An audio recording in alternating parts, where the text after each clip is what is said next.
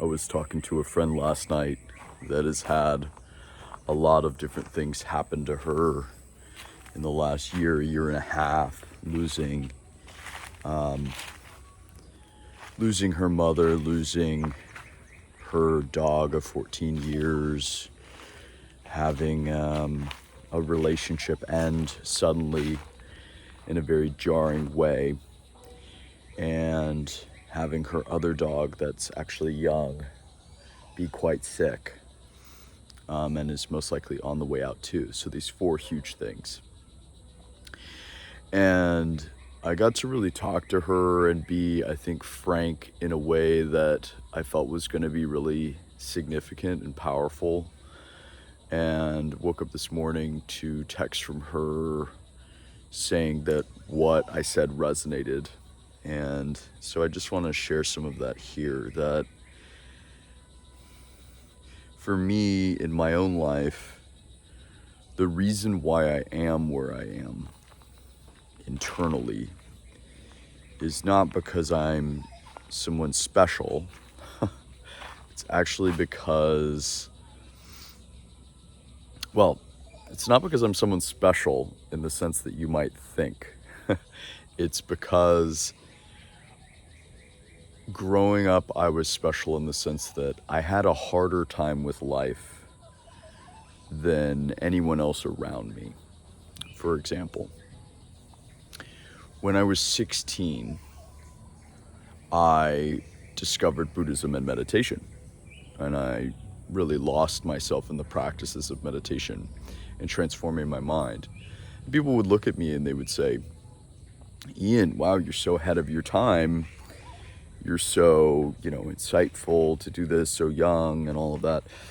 But the truth was, the reason why I was getting into it was that I was so fed up and so frustrated with reality, with how life worked, that I'd had enough already. I was ready to tap out at 16 years old. It wasn't even that I didn't like my life. I didn't mind the things per se. I didn't like the experience of life. I found the world to be nothing but painful. That was my own experience. And so that's when I decided to Google meditation, and I had this very romantic idea about it. And I came across the Buddha and I saw that he said life is suffering. I really resonated with that. And so it sent me on this journey of figuring myself out. And the actual translation of what he said was, conditioned existence is suffering. All conditioned existence is suffering. So in other words, when you remove the conditioning, then you can, experience equilibrium, balance, harmony, joy, nirvana, and so on. All different words for the same sort of thing, which is the removing of conditioning so I can be free, right? So anyway, so I was sharing with her, I said, look, because she was talking about being joyful in the present moment, and it's hard to do that. And I said, well, I think I told her, I said, that's only one half of the equation. You're learning how to be joyful in the present moment with this doggy that you have that is still alive, but that's probably on his way out, even though he's young. It's possible that he lives for a long time, but the way it's looking, it's not looking that way in the most likely outcome. I said, yes, it's absolutely, one half of it is about enjoying the present moment and just being here.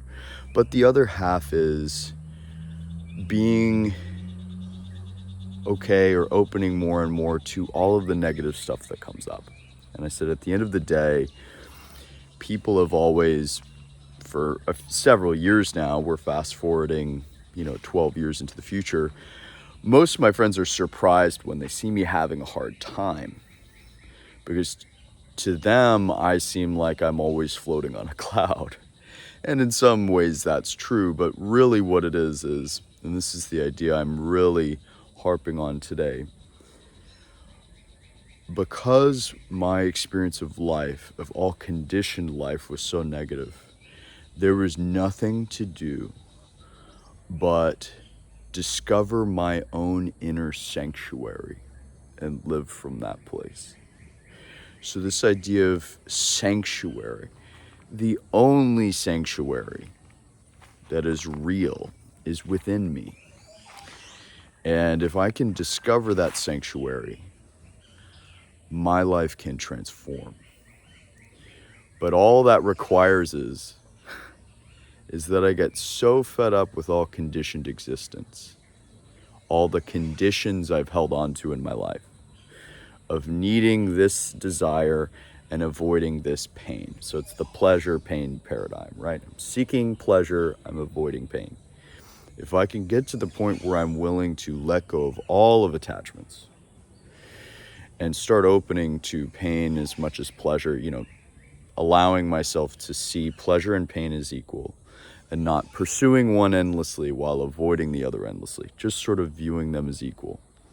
If I can let go of this, if I can get to the point where I'm so fed up, where I go, screw it.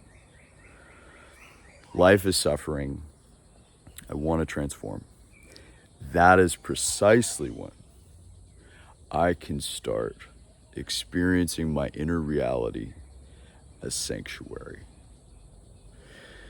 This sort of shift, yet again, I talk about the same shift in every one of my videos in the way I help people professionally in a long-term sense, because I mainly have clients that I work with on a long-term basis, but I do have the flagship program, and I do have my one-off sessions, which are other ways of working with me. But when I work with my main clientele, which are my long-term clients, I'm helping them make this shift to where they're coming from this awareness of their sanctuary.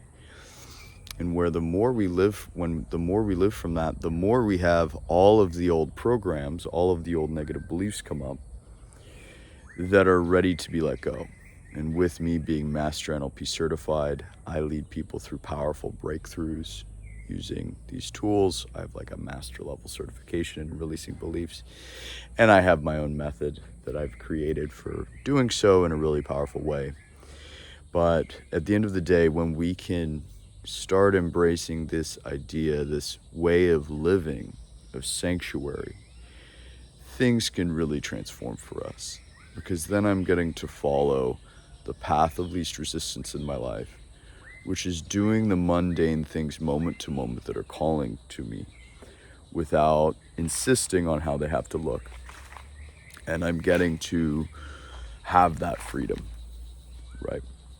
So as I'm talking, the jungle is alive right now. It's a nice morning. Gonna be going from the southeast of the Caribbean here in Costa Rica and Puerto Viejo de Talamanca. We're gonna be going to the northwest. So tomorrow we're gonna be crossing the whole friggin' country. Actually tomorrow and the day after.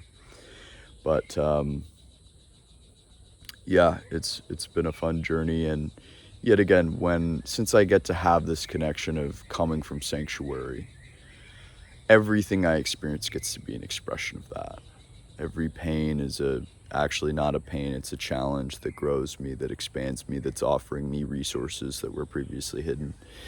And everything that's calling to me positively is my intuition guiding me on the perfect path. So it's a very different life. And it's a way of living, and that's truly powerful. So anyway, guys, I'm Ian McMinn. This is Path to Who I Am. I highly recommend, if you feel drawn to working with me, look at a 30-minute or 60-minute session. Those one-off sessions are a great introduction to me, because we really go a lot deeper into what's specific to you. But anyway, guys, I hope you enjoyed it, and we will talk again soon.